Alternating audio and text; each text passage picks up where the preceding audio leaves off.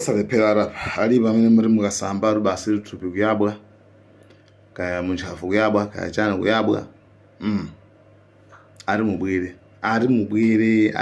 ari nkhani yanu ili motere akuti bwerana akuti mavyite yandikirani kungosamba kuva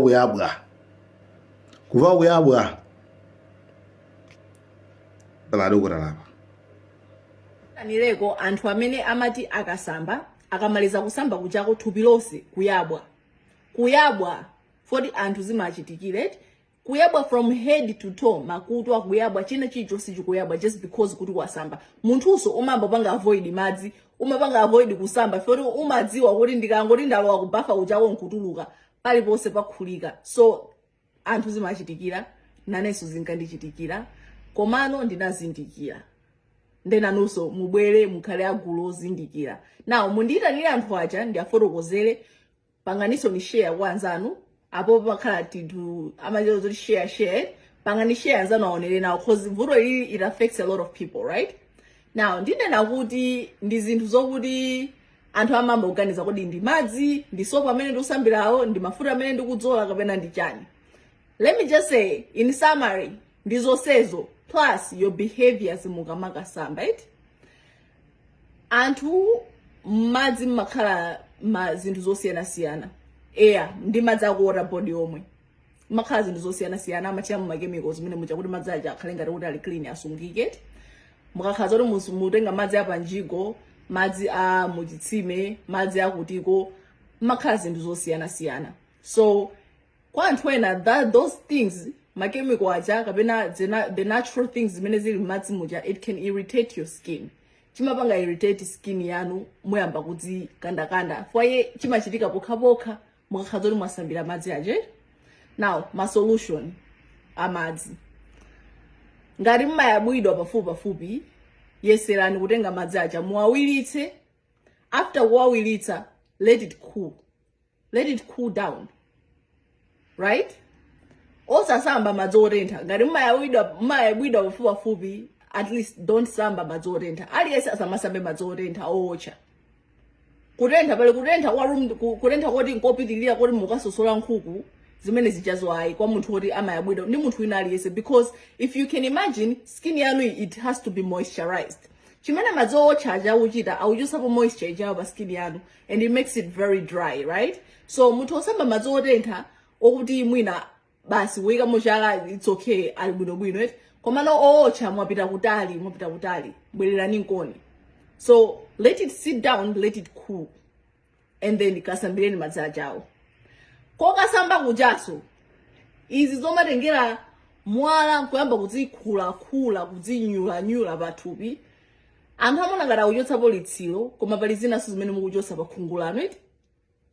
That moisture ijayo ikuchoka foti mukukhula zinthu pamene pachapo and you are also irritating your skin tumvetsetsana ndi mukatulukamo uwo woyamba kudzikanda mwakhula kwambiri you can do the face wash because you know kuti your body is already sensitive skin yanu it's already sensitive chimene mukupita kumene kuchako ndi mwala ndi chani anthu ena amona kuti akadzikhula pamene pachapo kuyabwa kuchako kusiya usizoti kuyabwa kuchako ndi kumene akupanga times 2 pamene pachapo right? So make sure kuti ngati mukupita kumene kuchako take something that is not hard on your skin. It's not hard, especially kwa anthu amene mmayabwidwa mukamaliza kusamba right?